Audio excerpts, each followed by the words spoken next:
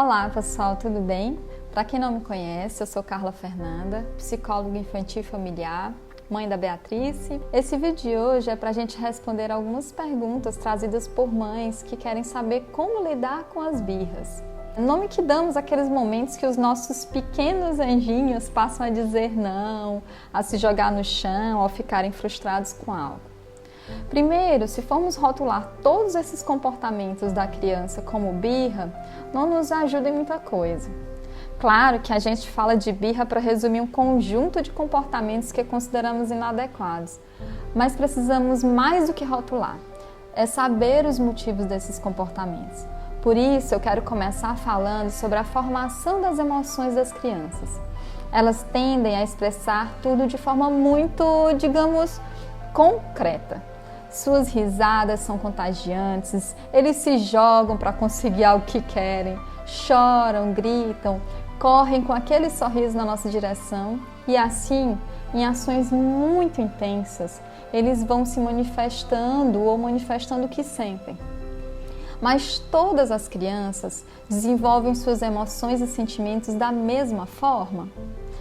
Já sabemos que algumas expressões emocionais são bem universais, como a expressão de raiva, de medo, alegria, nojo. Em todas as culturas elas se manifestam. Mas, na verdade, a maior parte dos nossos sentimentos são nomeados ao longo da nossa história de vida. Desde muito cedo, os pais, os familiares, os professores nomeiam todas essas manifestações tão concretas, como, por exemplo, quando a gente vê o nosso bebezinho chorar, a gente pode dizer: meu amor, eu tô vendo que você tá irritado, calma, a mamãe já vai te dar o mamar. Ou na visita de um familiar que pede lá para o bebezinho vir para o colo dele e o bebezinho se recusa, essa pessoa pode dizer: ah, tão dengozinho, só quer a mamãe. Ou então o pai, quando vê um filho bater no irmão, ficar com cara amarrada e chamar o irmão de chato, o pai pode dizer: por que você está com raiva do seu irmão? Assim, a gente diz que a criança está irritada, com dengo, com raiva, associando isso aos seus comportamentos. Isso vai ensinando como nomear esses sentimentos.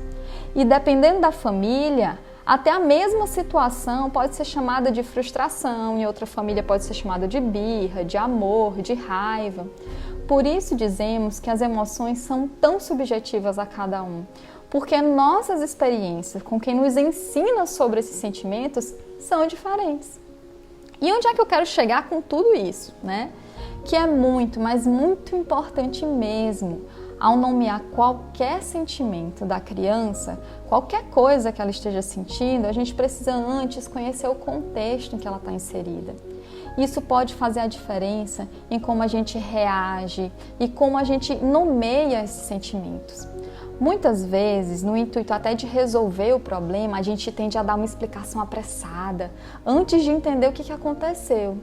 Mas a gente pode, nisso, associar um comportamento a algum sentimento incompatível com ele. Vamos fazer um exercício para a gente entender melhor isso? Imagina que você chega na sala e vê a seguinte cena. O irmão está lá com o brinquedinho na mão e uma irmã pequenininha lá caída no chão, chorando. Aí um pai chega lá e diz: B, por que você está sendo tão agressivo tomando o brinquedo da sua irmã? Não vê que deixou ela triste? E aí pode ter ocorrido um monte de coisa, né? Vamos dar 3 opções. O irmão. O irmão e a irmã estavam lá disputando o brinquedo, quando o irmão puxou com força e a irmã caiu. Ou então eles poderiam estar brincando e a irmã topou e caiu sozinha. A irmã podia estar caída no chão por um motivo que não tem nada a ver com o brinquedo. São 3 cenas bem diferentes, que representariam sentimentos diferentes nessas crianças, mas que só um dos contextos, talvez o primeiro, se aproximou da descrição. Por isso, gente, é importante entender esse contexto, para que a gente possa reagir de acordo com ele. E aí a gente nos aproximamos do que a criança está sentindo naquele momento. Isso interfere muito na qualidade de como a gente reage às atitudes dos nossos pequenos. Uma reação mais compatível com a situação feita de forma agradável e compreensiva pode contribuir para uma relação muito mais próxima, com mais escuta, com mais compreensão. Já quando a gente reage de forma muito enérgica, quando a gente não enxerga a situação, pode gerar uma relação mais difícil, com mais oposição, frustração e a sensação de não ser compreendido. Resumindo, 3 coisas são importantes para a gente trabalhar as emoções das nossas crianças. Primeiro, a gente tem que entender o contexto que está inserido. O que elas estão fazendo nesse contexto e que consequências ao que eles estão fazendo está acontecendo. Assim, se você tem uma interação em que você participa ativamente da vida do seu filho, observa a forma dele brincar, por exemplo, dele interagir com outra pessoa, você faz perguntas de como ele está se sentindo, a gente tem a chance de ser muito mais justo e criarmos um sentimento de compreensão, até nos momentos mais difíceis de controle emocional. Tem coisa melhor do que ter uma pessoa que te entende e descreve seus atos em palavras? A gente diz que essa pessoa compreende nossos sentimentos, nos sentimos amados e mais fortes para resolver nossos problemas. Agora você imagina se esse ambiente for levado para dentro de casa. Mas Fernanda, eu já conheço meu filho, eu sei exatamente como ele age, como naquele exemplo eu sabia que era ele que tinha derrubado a irmã, né? Nem precisa eu ficar perguntando. Precisa, gente. Porque a gente está mudando o tempo todo. A gente passa por novas experiências, interagindo com pessoas diferentes. E isso muda a gente. Agora imagine uma criança que vive em novas experiências todo santo dia, né? E quando não paramos para analisar a situação, a gente corre o risco de apenas sair rotulando sentimento. A criança é raivosa, é triste, é isso, aquilo, outro. Muitas vezes até com base nas nossas próprias experiências emocionais. E essa pode ser a origem de alguns problemas comportamentais que nós tendemos a reduzir como birras, por exemplo. Quando esses sentimentos são mal interpretados e a reação dos adultos não são compatíveis com o contexto que gerou, pode piorar os sentimentos de frustração e de raiva, de medo, entende? Então, como é que a gente pode trabalhar, principalmente em crianças muito pequenininhas, esses sentimentos que, ao invés de serem considerados como maus ou ruins, sejam apenas expressões saudáveis das suas vivências?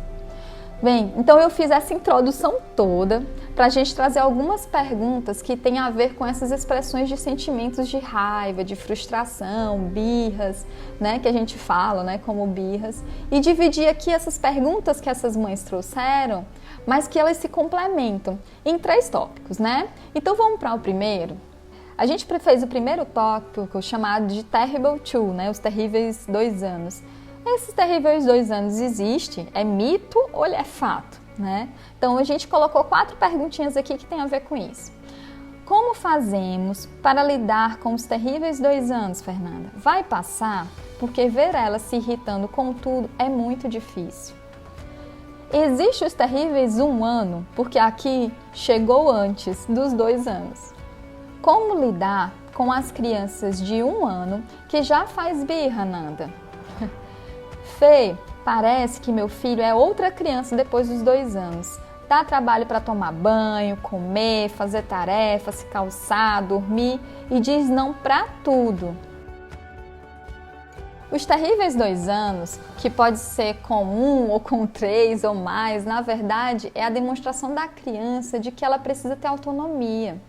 Essas crianças têm novas capacidades que precisam ser manifestadas. Elas correm, elas dizem não, elas testam os seus limites com essas novas habilidades e claro que ela testa o nosso também. E aí que surge a palavra terrível, pois essa palavra é mais na visão dos pais do que da criança, que quer apenas ter algum controle sobre o seu mundo, ter escolhas. E isso muitas vezes, gente, quer dizer se opor à autoridade, a regras.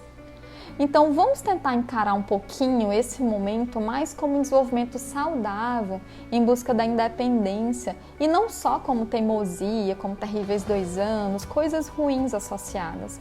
né? Que muitas vezes isso ajuda a gente a evitar conflitos. Mas, Fernanda, como é que a gente faz para dosar tudo isso? Algumas coisas elas podem ajudar. Bem, a gente pode dar escolhas limitadas, é uma delas. Se você não quer que a sua criança saia com uma roupa de frio, por exemplo, quando ela está fazendo calor, coloca lá uma gavetinha com roupas, né, que ela possa escolher e que sejam adequadas para ela, né? Lá na hora da comida, por exemplo, oferece uma variedade de alimentos que ela possa escolher o que ela quer comer. Mas se ela não comer, não fica substituindo por guloseimas, né? Não vai, deixa ela esperar a próxima refeição. Com licença, menino. Tu corta essa parte, né? Não! Na hora da comida, ofereça uma variedade de alimentos e que ela possa escolher o que é que ela quer comer.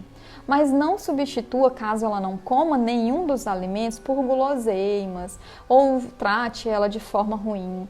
Não comeu nada? Então vai esperar a próxima refeição, né?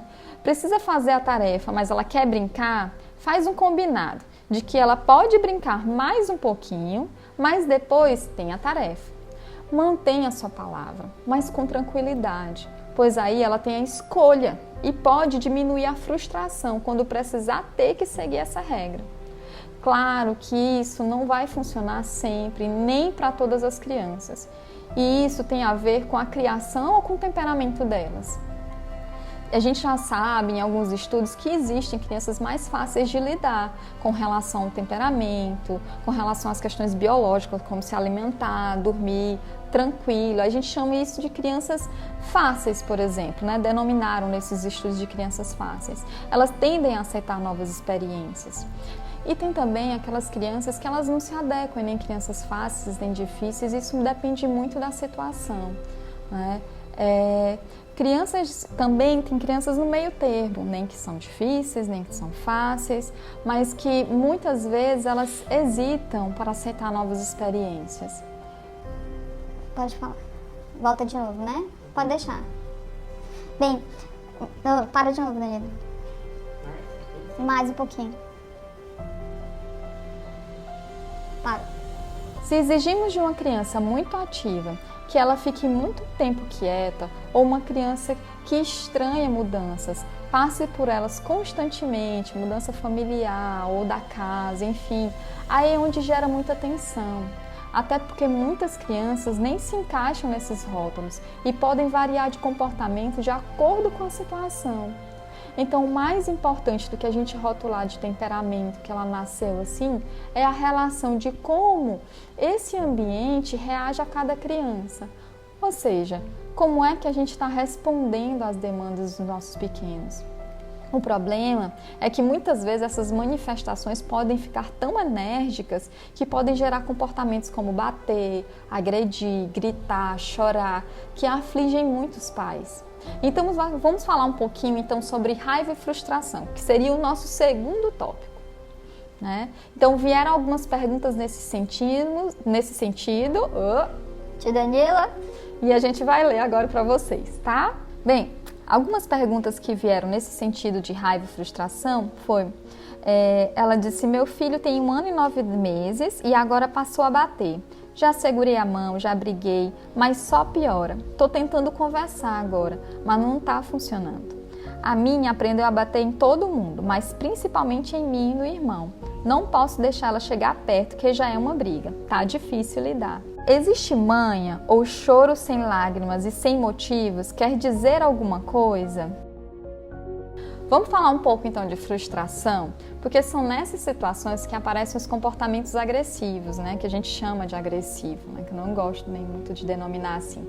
Por isso que a briga com o irmão é tão frequente. Eles precisam dividir espaço, brinquedos, os pais, e aí geram muitas situações, digamos, de perdas. Lembrando que são necessárias para a vida, né? As crianças precisam passar por frustrações. É parte inerente da vida. O que precisamos é ajudá-las a lidar ou simplesmente entender que vai passar. Eu vou dar um exemplo. Imagina, nós adultos, que você sempre coloca a senha do seu celular, né? E aí, por algum motivo que você não sabe, alheio, digamos que a sua criança mexeu, né? E a senha mudou. E aí você vai lá, coloca a senha, coloca de novo e mais uma vez, e essa senha simplesmente não entra. E aí bloqueia o celular. Né? E aí você tenta de novo, tenta uma senha antiga, né? Reinicia o telefone, liga de novo, enfim, você tenta todas as artimanhas que você pode para tentar voltar a colocar aquela senha no celular. Aí quando você não consegue, a vontade é o quê? De chorar, sei lá, de jogar o celular na parede, né? Ou seja, no período de frustração, a gente tenta muita coisa, a gente faz coisas diferentes para conseguir o que antes a gente não conseguia. E essa persistência vai depender das ferramentas que temos. E quando não dá certo, a maioria das vezes vem todo esse sentimento de raiva e frustração. Agora você imagina uma criança que não tem essas ferramentas, não tem esse autocontrole, né? Ela passa do não consigo colocar a senha, o telefone desligou para jogar o telefone na parede. Então, se uma criança bate porque foi repreendida, ao invés da gente devolver isso como uma briga ou rir, que é muito pior da situação, ensina ela como tratar, né? Porque ela está num período de frustração. Então, pega a mãozinha. A gente tende a reagir assim quando se frustra. Então, pega a mãozinha dela quando ela é pequenininha, né? Que ela não entende muito, e diz carinho, coloca a mãozinha no rosto ou do cachorrinho, caso ela esteja batendo, né? Quando for maior, converse com ela, que ela pode sentir raiva, ela pode muitas vezes até brigar, ela pode se chatear, mas não é brigando, nem xingando ninguém, nem desrespeitando que ela consegue as coisas. Parou. 3, 2, 1, gravando. A gente não quer que as crianças deixem de expressar esses sentimentos, mas ensiná-las a se autorregular, ou seja, como se acalmar, a melhor forma de resolver seus problemas, que não seja daquelas formas quando a gente está frustrado, que a gente faz com raiva, né? Enfim. Quando é com nós adultos, é mais fácil a gente conduzir tudo isso, né? Quando a criança, né? Mas quando essas emoções fluem entre crianças, né? Pois nós adultos tendemos a entender, mas outra criança vai resolver seu problema do jeito dela. Se uma criança toma um brinquedo do adulto, ele pode dizer como é que faz para pedir, né? Ensina de forma adequada. Mas a outra criança toma um brinquedo dela, ela chora, ela pode tomar de volta, ela pode bater, ou pode simplesmente não se importar. E aí a gente entra no terceiro tópico, né? Como trabalhar as emoções entre as crianças. Criança pode forjar uma birra só para chamar nossa atenção? Mesmo eu sendo tão presente na vida do meu filho, depois que o irmão nasceu, ele não para de chamar minha atenção. Então, lembra das ferramentas? Ao invés de chamarmos de forjar, ele vai usar o que ele tem, na verdade, né? Se antes ele não precisava de muito para ter a sua atenção, agora, minimamente, ele precisa dividir você. E aí ele vai usar o que ele tiver na mão, né? Primeiro chama várias vezes mamãe, né? E se não é atendido, quando ele grita, pode ser que a gente olhe. E aí essa será a ferramenta que ele passa a utilizar, né? E como é que a gente faz? O melhor mesmo é a prevenção, né? Antes disso, uma criança que convive desde muito cedo, dividindo a atenção, ou tendo mais de um cuidador participando, com a chegada do irmão, ele pode sentir menos, pois esses cuidadores eles podem se revezar na atenção a essa criança. Algumas crianças que são estimuladas a participar, a cuidar do irmão, a brincar com ele, podem gostar desse papel. Mas o importante é que a gente não espere que uma criança seja compreensiva o tempo inteiro, ou madura para entender que não terá a mesma atenção de antes. O mundo dele mudou, né? Então, se a disputa está muito forte entre esses irmãos, tire um tempo só para o irmão mais velho, com atenção total a ele, mas o ensine que ele terá que dividir também. Sim, isso é mais difícil quando a criança tem menos de 3 anos. Aí entra a nossa paciência e o modelo de como tratar o outro, porque ele ainda não regula a sua emoção com base na outra pessoa, e sim suas próprias vontades. Se a criança tem mais de 3 anos, ela tende a atender melhor quando você explica que aquele momento que você pode dar atenção para ela e que não é dessa forma que ele pode tê-la, né? Gritando, batendo. Tente inserir as brincadeiras entre os dois, a prestar atenção quando eles interagem bem. que aos poucos os momentos de interação entre eles serão mais prazerosos. É o convívio que vai trazer essa relação boa entre irmãos, né? E o mantra, minha gente, tem que ser, vai melhorar, né? E aí teve outra pergunta que veio nesse sentido, né? Meu filho tem 5 anos e ele se chateia com tudo. Confesso que perco a paciência com ele muitas vezes, mas o que eu faço para parar? Primeiro, a gente faz aquela análise que eu falei antes. Em que contexto isso está acontecendo? E quais são os sentimentos e comportamentos que acompanham? Ele era assim antes e mudou? Fez isso em casa ou em outro local, né? Faz isso? Tem esse modelo em casa? Pois uma criança irritada mais que o normal pode ser algum sinal. Ele pode estar passando por algum problema na escola ou algum problema familiar que a gente não sabe, que pode estar interferindo.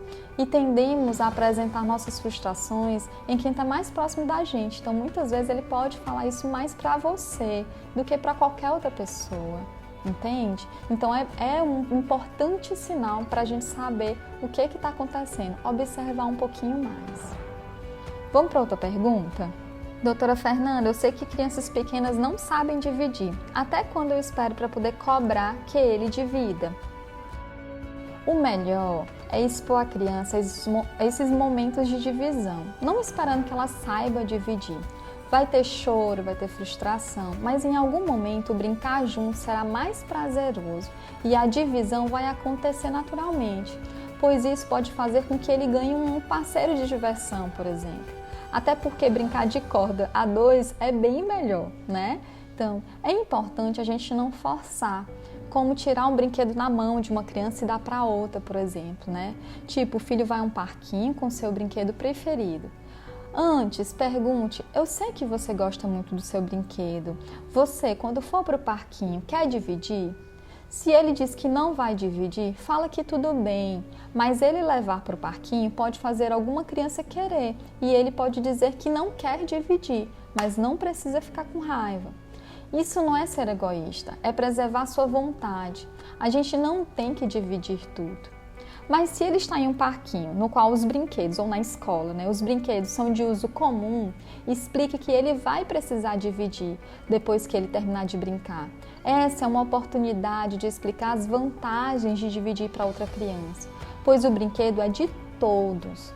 Ele pode querer dividir às vezes ou chorar, faz parte do processo. Mas essas experiências podem oportunizar que compartilhar um brinquedo pode significar um novo amigo, por exemplo. Até porque brinquedos de parque são feitos para crianças se divertirem em grupo. Então oportunize essas experiências prazerosas de brincar com outras crianças, que essa divisão vai acontecer naturalmente. Claro, com alguns tropeços pelo caminho, tá? Bem, é isso. Obrigada pela participação com as perguntas. Eu espero que tenham gostado e que tenha ajudado um pouco. Aqui eu não quero dar dicas prontas, até porque criar um filho não é receita de bolo, mas nos ajuda quando a gente conhece um pouco nossas crianças, né? Por isso é importante observar, participar, conversar, perguntar. E se ainda ficou com vontade de falar sobre esse assunto, comenta que a gente bate um papo, tá bom? Beijos! Tem que passar ali, vai passar. Do outro lado. Não. Não, desce. É porque eu tô olhando pra cima, eu tô vendo o contrário. Ah, para então. Eu não estou ensinando, Danilo, eu tô pra gravar ensinar isso pra cada vez. Bota a mãozinha assim.